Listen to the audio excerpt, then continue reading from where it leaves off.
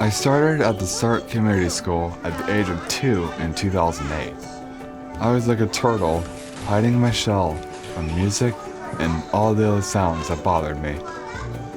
It was SARRC who helped me come out of my shell and helped me to fall in love with music.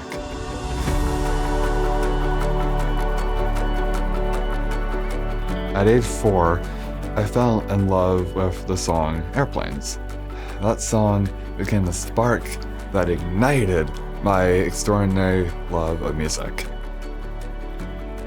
Music also became a way for me to make new friends and bond over our favorite bands.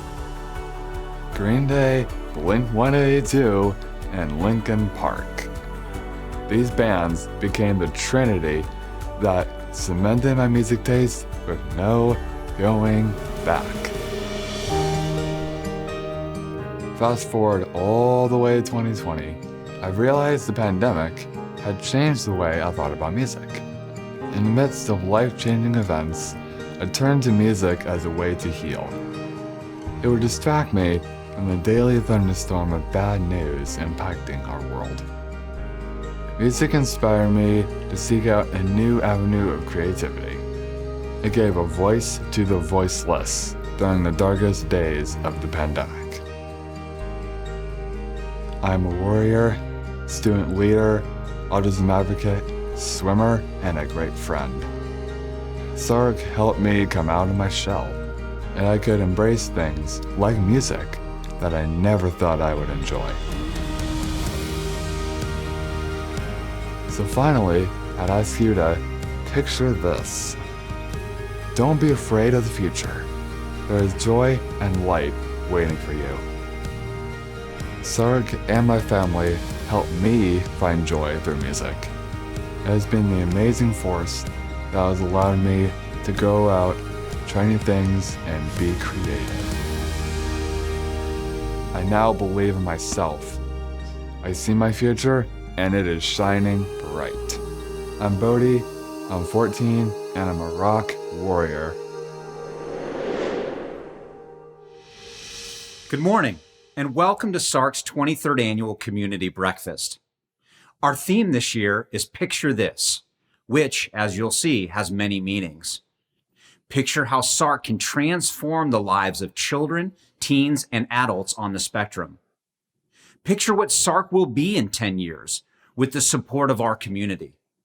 Maybe even picture an in-person breakfast with all of you in 2022.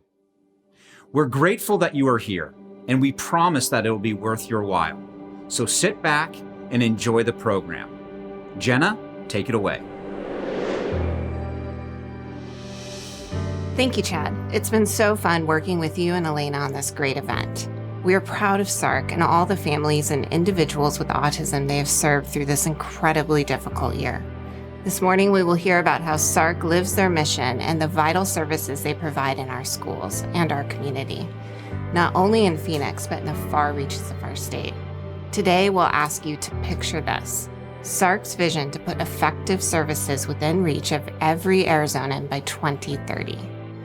Our family was introduced to SARRC shortly after our son Jackson was diagnosed with autism. Getting that diagnosis was confusing and very difficult. I quickly had to learn an entirely new vocabulary and a fundamentally different way of parenting. I love the work that SARRC is doing because I'm Jackson's mom, and SARRC not only serves other moms and families like ours, they're also committed to making this community a more accepting place for our kids to grow up in. And I'm 100% on board with that. Thank you, Jenna. In 2012, my son Ewan was not speaking and hadn't reached some of the milestones of a typical 2-year-old. Our pediatrician told us, let's just wait and see. 2 other physicians told us the same thing. So we waited. Thinking back, maybe we waited out of fear of hearing the answer. Autism.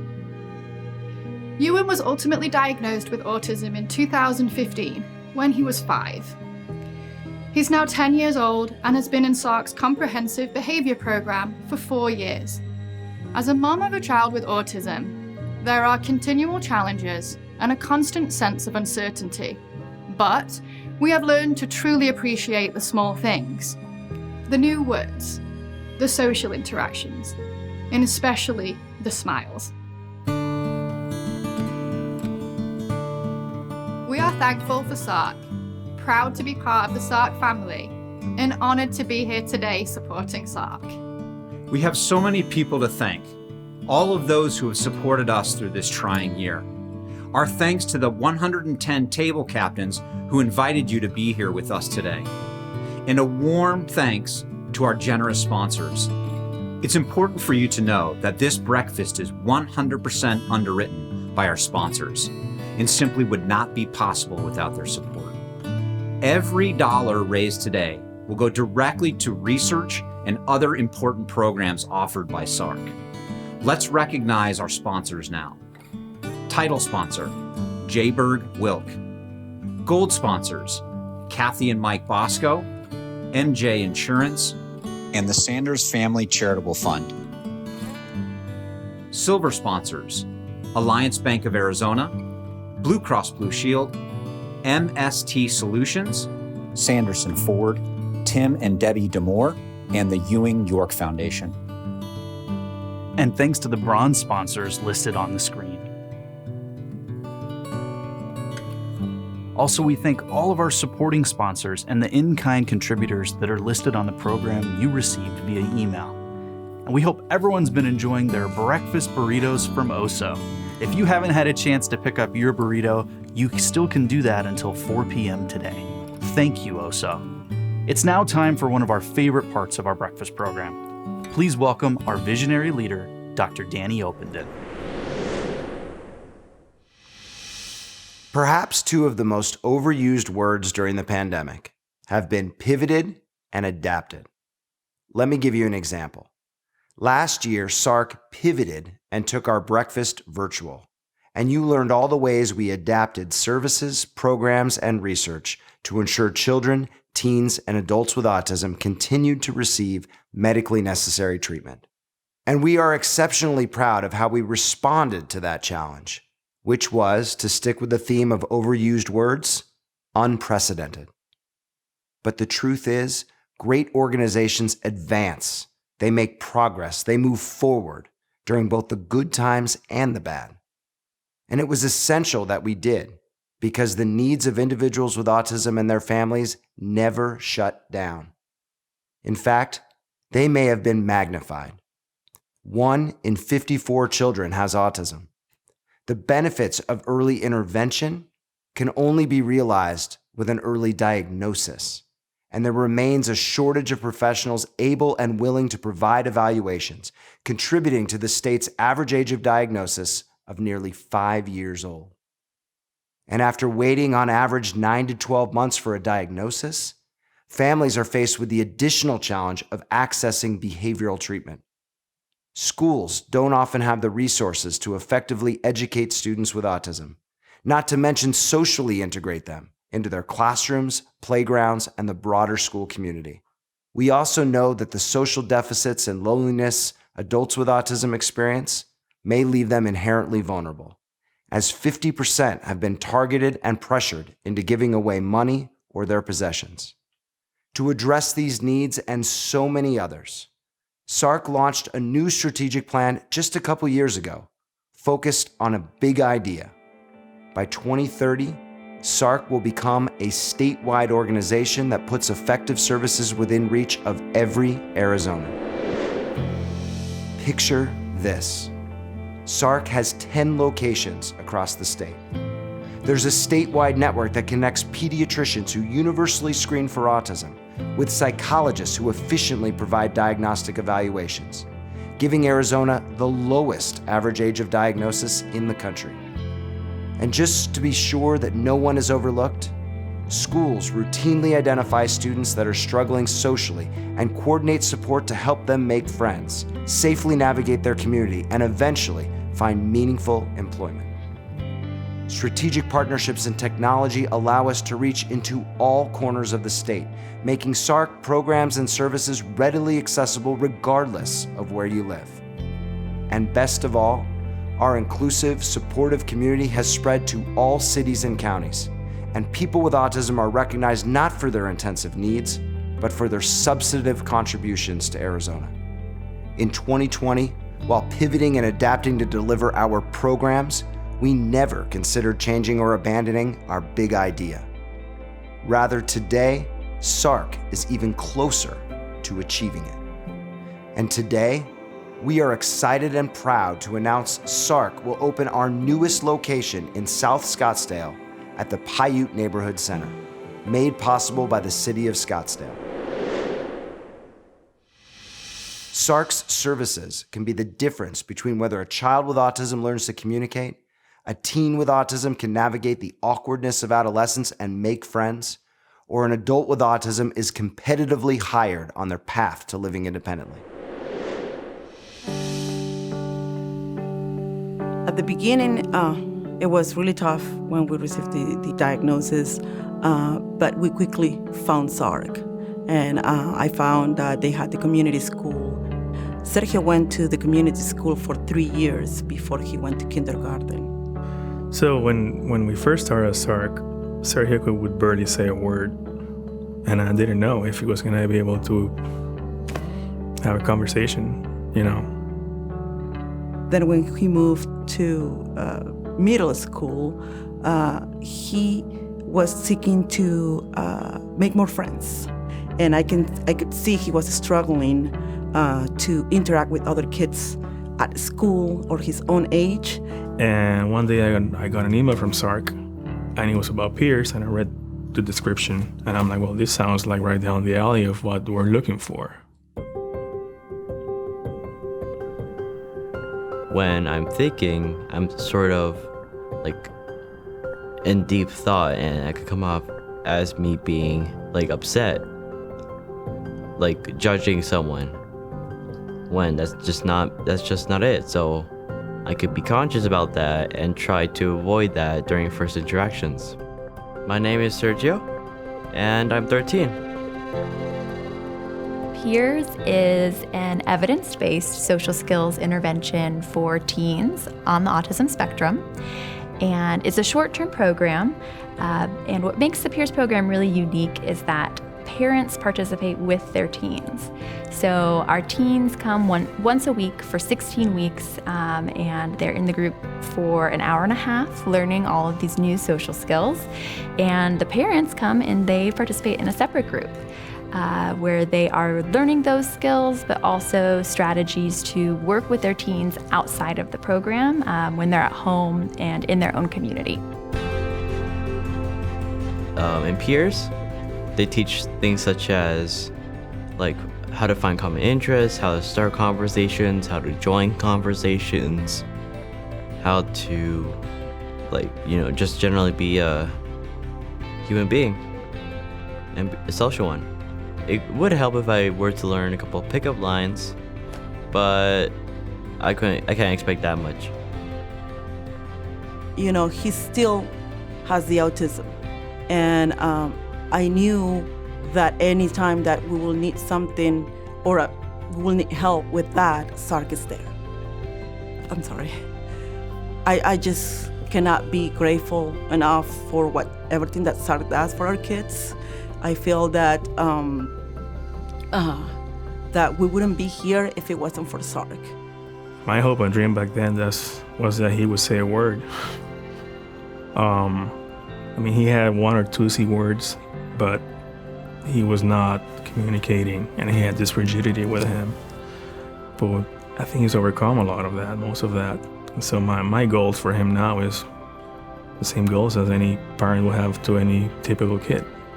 He can go to the moon if he wants. I would just like to thank SARRC for helping me become who I am today, because without them, I don't think I'll even be able to talk right now.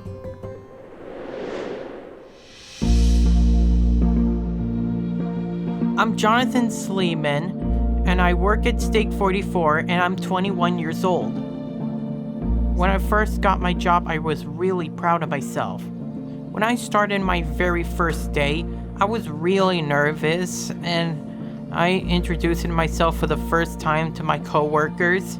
They gave me advice of that when I peeling the mushrooms and the potatoes, and I start bagging these foods for preparation for the dinner shift.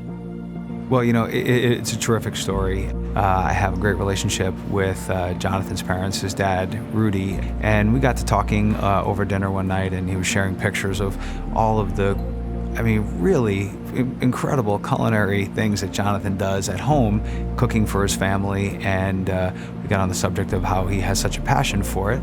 And one thing led to another, and said, well, what? Let's see what happens. Is he interested? Mike and Jeff Mastro own the restaurant, and they're incredibly generous and open-minded and willing to try new things, especially if it has a dual benefit of being wonderful for what we're doing and helping on a major scale. SARRC taught me a lot of things. It's they taught me to put my apron on, to tie the apron in the front, and then I turned the apron around, I put it over my head. That's the trick I learned. And when I work here at Steak 44, it feels like I make a lot of money. The very first paycheck I got, I felt really proud of myself. Well, our team here at Steak 44 just thinks the world of Jonathan. He is consistent as can be. And he's terrific. He's never late. He's always on time. He's always happy to be here, and he is enjoying every moment. That's a special thing. It was kind of it was family in Steak 44. When you're with your friends, the advice I would give is hire people with autism. We work hard and we love our job. SARRC has been a tremendous partner to help us roll this out and make it into a reality. It's SARRC's dedicated, tireless behavior therapists and their commitment to excellence that makes these outcomes possible. But currently, our therapists are limited to serving families living within 25 miles of a SARRC campus, or else they would spend more time driving to family homes than providing therapy. That's why SARRC has created innovative programs for families living outside of our service radius, whether they live in rural or remote areas of the state or places we're not otherwise able to reach even within Maricopa County.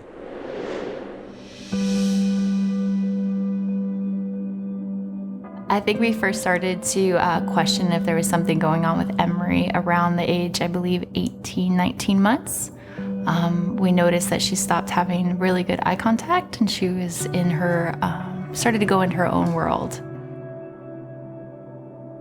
As we started to seek out somewhere to get her ADOS evaluation done, we were told that the wait list was about a year or not longer. We actively started trying to get her as much help as possible. Unfortunately, we hit roadblocks everywhere we looked because of our location. We're just outside of Buckeye, so I would say we're about 30 miles from downtown Phoenix. When I first heard about SARRC, it was through a mom that had used SARRC before. And when I reached out to SARRC, they were able to enroll me in a parent jumpstart program. And that was even before I had her diagnosis, though. They said not to wait, and so they enrolled me in the parent jumpstart program while we waited on the diagnosis. When we were working with Brittany in the Jumpstart program, she started to have word approximations again. She started having eye contact again. Emery started pointing. It was like night and day working with that Jumpstart program with Brittany. SARRC is the only one that has helped us through this whole process, especially with COVID and the wait list hitting so long. It is the only company that I have found that is actually actively has a program online to help parents while they're in the transition of finding out if their children even have autism, and then after they have autism with these online platform trainings. Hi, I'm Pablo Sandoval. I'm the father of 4 children, ages 4, 3, 2, and 1. Our oldest son, Paul, has autism. Ever since he was born, he was a really quiet baby. He wouldn't cry. Even if he was hungry, he would just pretend to be asleep. He would see us walk by and he would close his eyes, and he was just trying to avoid that social interaction. Another big sign that we noticed with Paul early on was he had a lot of self-injurious behaviors. He would bang his head on the wall at times when he became upset or frustrated. He had a very difficult time separating from my husband. He couldn't leave the room without physically attacking me, getting very upset. And so those were kind of like red flags to us. When we received the diagnosis for autism, it was, it's kind of a bag of mixed feelings. You try not to take it personal, but you do feel guilty about it somehow. It's just a roller coaster of feelings, really. So finding services in Levine has been very challenging. When I called many agencies, especially as we were looking for ABA, I was told that you'll be put on a waiting list because there are not a lot of clinicians that are willing to work in your area. Everybody lives out on the East Valley, so it's going to take some time. And that was a struggle. We waited about 9 months for ABA services, which is a very long time, especially when your child has a lot of behavioral issues or challenges and you don't know how to parent them. We learned about SARRC through our developmental pre-K program here in the Levine School District. So one of the programs was the intense parent training. We did the 1-week program. So going into the 1-week training parent program, I knew it was going to be a lot. I didn't really necessarily know what to expect, but it was such a good feeling because we left with so much information that it was wonderful. It was life-changing because it was, we got to a point where at the end of that week, I remember Paul told me that he was happy. And that was the first time he had been able to ever express an emotion. And that was life-changing for me. That was like, okay, like he understands like what being happy is. And that was such a great moment for me. So really after the 1-week program, Paul walked out of there saying words. And that's thanks to SARRC and ABA. I would describe SARRC as being a place of hope because when we left SARRC after doing that 1-week program, I just didn't feel hopeless anymore. Our research team has developed, validated, and published a screening tool to identify children and teens with social challenges who, because of their verbal and academic abilities, are often missed by parents and pediatricians. The true impact of this tool can only be realized with school partnerships, and Great Hearts was the first to step forward. When you send your child off to school, you believe they will be kept safe, learn something, have fun, and be happy. But what if you found out that your kid went to school, ate alone, played at recess alone, or even worse, that other kids were making fun of him? It happens. Perhaps a better question is why? Why are they different than other 4th graders? Some kids are just better at making friends than others. Sometimes it's just shyness, but for some kids, the social expectations at school exceed their limited capacities for socialization. And when that happens, it suggests something more than just shyness. When a child has autism, something interrupts that learning process, and as a result, that child develops skills more slowly. Sometimes it's very obvious. Parents notice these differences right away. For other kids, it's less obvious. Let me give you an example. Joey was always a smart kid. His language developed on time and even seemed advanced. He knew a lot about a lot of different things and excelled academically. On the playground, he was socially awkward and had no friends. His social interactions were unsuccessful because he just couldn't navigate all of the things that happen during a typical social interaction. Things like facial expressions, gestures, jokes, or tone of voice were just confusing to him. Because he was awkward with peers, Joey was often left out of the friends' circle. Being left out further limits his opportunities to learn and practice these important skills, and as a result, he slipped even further behind. Now, the lack of friends and social awkwardness alone is not going to make a parent run out to a doctor and demand an evaluation. But parents don't realize that these challenges can lead to many other things that are even bigger problems, like bullying or online predators, depression, further social isolation, and even suicide. To do this project, we needed a school partner, and Great Hearts stepped up. At Great Hearts, every student in the 2nd, 4th, and 8th grade gets screened with the Social Challenges Screening Questionnaire. Teachers, rather than parents, complete this questionnaire on each of their students. Why teachers? Because they have the opportunity to observe students interacting with 20 to 30 other students every day. Parents simply do not have that opportunity, but their teachers do. Now, teachers aren't doctors, but they are experts. They observe students interacting with each other day after day, year after year. They know what typical behavior looks like. And as a result, they become very sensitive to differences. Sometimes teachers have difficulty sharing their concerns about a student because they are not doctors. With the Universal Screening Program, they have the tools needed to identify these kids. And from there, the process leads to a direct evaluation for autism. Now, universal screening is not a new concept for schools. They already screen for vision and hearing impairments, and problems are identified. They screen for these things because they present an academic challenge. It's hard to see the board if you need glasses. Well, social challenges can lead to similar issues. It's hard to focus on schoolwork when you're depressed. It's hard to go to school when you're being bullied for being different. So in this project with Great Hearts, we have screened nearly 3,000 students. And when a child is flagged by the Social Challenges Screening Questionnaire, they come to SARRC for a free evaluation. About 30 kids have been evaluated, and all but one has met full criteria for autism. That's 30 kids who would have been missed without this project. Now you'll hear from one of these families as they share their personal story.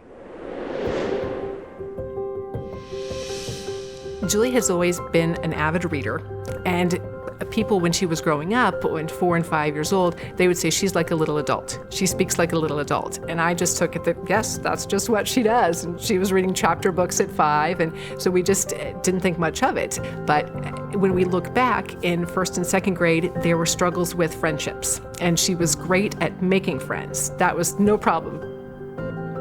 But then she kind of hit a wall in 4th grade, and it was just, that's when it kind of came to be that, yes, there's a definite issue in making friends and dealing with different social settings.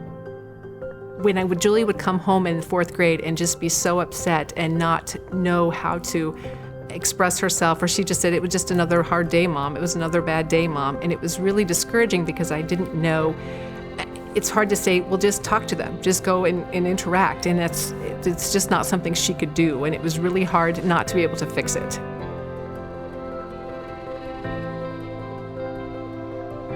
We got it all set up and able to do it all online, and working with Dr. Erica was incredible because she was able to pinpoint specific things that we had seen, and she said, yes, check, check, check. These are all things that make sense on the autism spectrum. And I wasn't familiar with all of the different ways that autism can affect kids, and so I didn't even think that this was something that my child had. Great Hearts has been great to offer this service that SARRC provides, to be able to open up the school and give the teachers the opportunity to fill out the checklists and to be able to flag students who they see may be struggling in school and not know what to do, because it can be hard to see a student struggling but not know what the next step is. The teachers have been incredible, and they can see how she interacts much better, and they see how they can incorporate her special interest, that it just opens up her world and it helps her feel more comfortable and interact more, and you can incorporate her special interest into almost anything.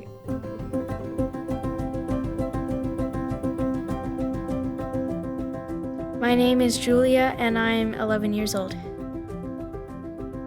My favorite Pokemon is called Noibat. Noibats live inside the Kalos region. Pokemon from the Kalos region are known to be powerful, but Kalos is also famous because it's where Mega Evolution was first seen. I enjoy being a Noibat because it lets me embrace my true inner self. Noibats are altogether mostly really happy Pokemon. They also have large ears, so they're sensitive with hearing. They're kind of picky eaters, and they symbolize a lot of what autism means to me. SARRC has helped us realize that there are ways that we can encourage Julia and help her grow and still keep Julia be Julia. We don't have to try to change it. We can just help her continue to excel in what she does and just working with her, not trying to change her. Identifying these students and getting them the help they need before they graduate can dramatically improve their quality of life as adults. We're learning that adults with autism, many of whom never had access to the benefits of early intervention, are incredibly vulnerable once they leave high school.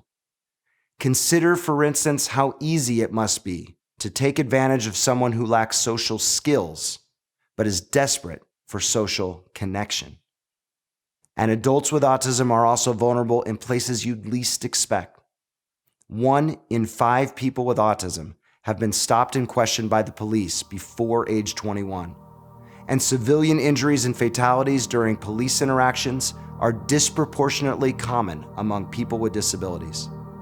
That's why this year SARRC advanced initiatives to build more supportive, inclusive, and safe communities.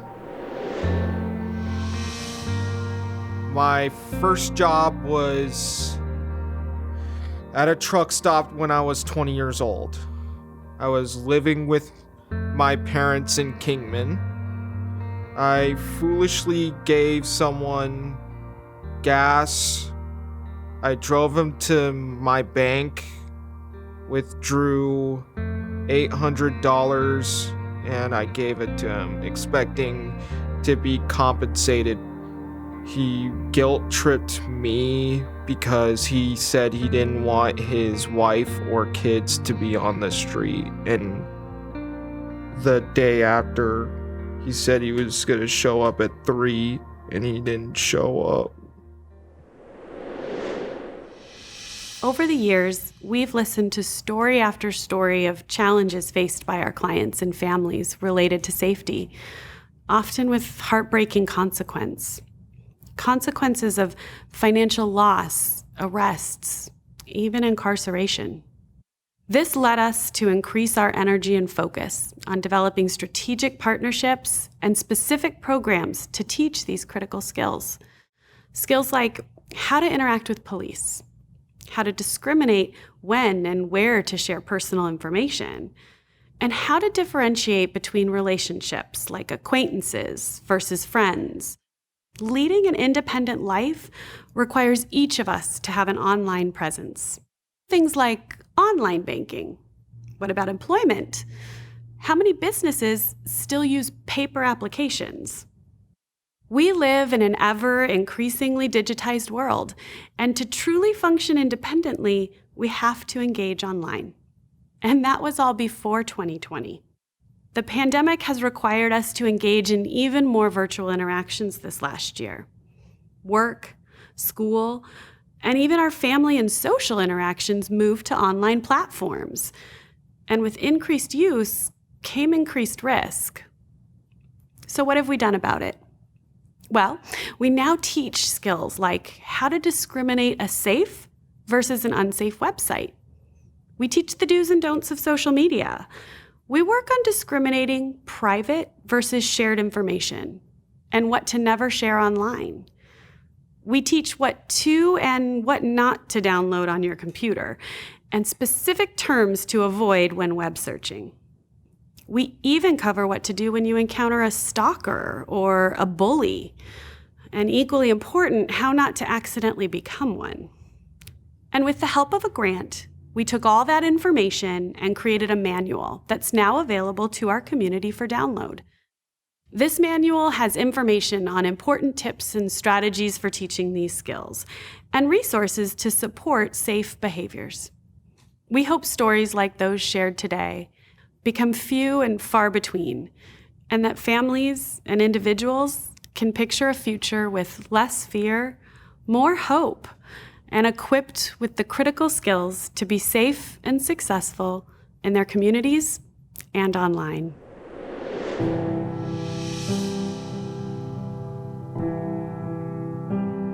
There was a point in time when I started at VirTra where there were some high-end incidents that started to occur across the country where law enforcement and people on the spectrum were meeting, and the outcomes weren't always as positive as they should be. I went through the academy in 1997. We didn't get training on what autism meant. You didn't have a course that let you know that, what it would mean if you were trying to communicate with somebody who's on the spectrum. And that unfortunately was the case throughout most of the United States. And that was really one of the big driving factors for why I created this. The simulators a lot of times originally were based on use of force. It was all about, here's an event, I got somebody on the screen, they might be a threat, they may not be a threat. Well, when VirTra brought me in, we changed that. Right? I mean, you're talking about a scenario-based environment. To limit it solely to use of force, I thought was a silly concept. So we started to expand it. We're dealing with mental illness, de-escalation, dealing with individuals that are on the spectrum. We're doing so much more. And when you start getting agencies telling you, we're mandating what you put together as part of our training, it's a great compliment.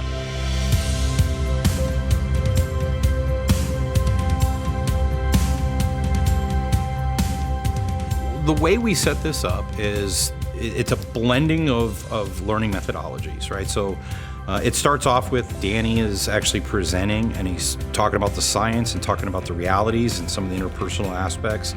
But it's not traditional lecture. It's, we're gonna give you the information, now you gotta apply it. And that way, when they come in contact with somebody, if I can guess, just get them to think for a second. Just as one of the possibilities, this person could be on the spectrum. That gives me the opportunity to change outcomes.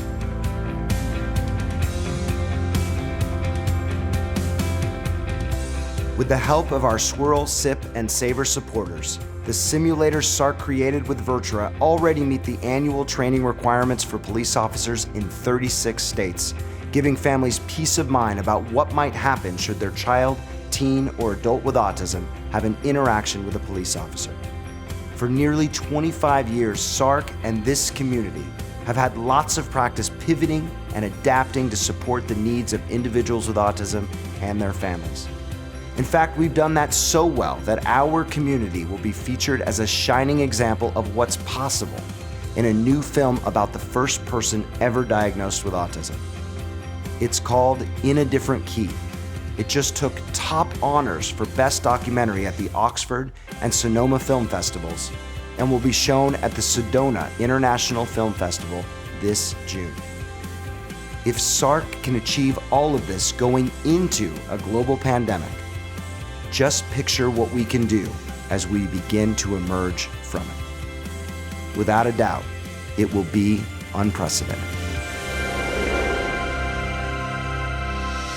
My family's journey with autism started about 5 years ago when our son Jackson was diagnosed with autism. As first-time parents, we didn't know what we didn't know, and while we had our concerns, our pediatricians never expressed their concern about his delayed milestones or behavior issues. My wife wanted to pursue an assessment when our son was 3, but I was just hesitant. I kept thinking, he's going to grow out of it, and I was really concerned about someone putting a label on him that may affect the rest of his life. Wow, was I wrong. Jackson was not diagnosed until age 6 because of my stubbornness and our pediatrician's lack of knowledge about autism. I'm sad about the time we missed because I just didn't understand that he needed help. But I'm sharing our story out of the hope that someone hearing this, who may be concerned about their child, will be motivated to pursue an assessment as early as possible, avoid the regrets, and help their child succeed. Well, our friends connected us to SARRC soon after we received the diagnosis, and we quickly learned about the great work it's doing. This morning, You heard powerful stories of that work. You're able to see SARRC's mission come to life, how SARRC is supporting families in rural communities, their program to advance diagnosis in our schools, and how they're creating safe, inclusive, and supportive communities for individuals and families living with autism. Creating those safe and supportive communities, that is a passion of ours, and it's why we support SARRC. Phoenix was recently named the most autism-friendly city in the world, thanks in large part to SARRC. Think about that. Think about how effective an organization must be to create that level of change. Now, picture this. With your help, we can make Arizona the most autism-friendly state in the country, and we can begin to affect regional and national changes. My wife and I are proud to be co-chairing this breakfast. We're stepping up now and will continue to give our time and money to SARRC because it's making the world a better place for our son to grow up in. It's helping our world understand his differences and for him to be safe in spite of those differences. Jackson's turning 11 years old tomorrow, and he's doing great. He even made his first real friend this year, which was an enormously big deal in our lives. Whether you have someone like Jackson in your life or not, we urge you to participate in what SARRC is doing for our community and beyond. SARRC needs your financial support. Your virtual presence here is a gift in and of itself, but without the funds to sustain and grow the organization, this work will not continue, let alone expand. If you can this morning, please be generous. The most significant way you can partner with SARRC is by becoming an MVP, a multi-year visionary partner. MVPs make a commitment of at least $1,000 a year for each of the next 5 years. It's sustaining gifts like this that provide SARRC with the ability to plan, prepare, and count on you to be there partnering with us into the future. If you are able, consider making a $10,000 annual commitment, or a $5,000 one, or a $2,500, or $1,000 annual commitment. The $1,000 level is only $83.33 a month. And I'm excited to announce that a group of generous supporters have created a leadership challenge. This means that the first $100,000 in MVP pledges have already been matched by this generous group. Please join them, become a SARRC MVP, and let's meet this challenge together. By simply clicking the button on your screen and entering in your information on our secure online platform, you can become an MVP today. Or consider becoming a friend of SARRC by making a monthly reoccurring gift of any amount. And if you're not ready to make a longer-term commitment, would you consider making a one-time gift of any amount today? You can use the link to donate, which all registered guests will be receiving via text message. We are so thankful for each of your attendance this morning and for your consideration of financially supporting this vital work on behalf of children like our son and the thousands of other people and families living with autism. Again, please be generous, and thank you for picturing all that is possible and standing with us to make it happen.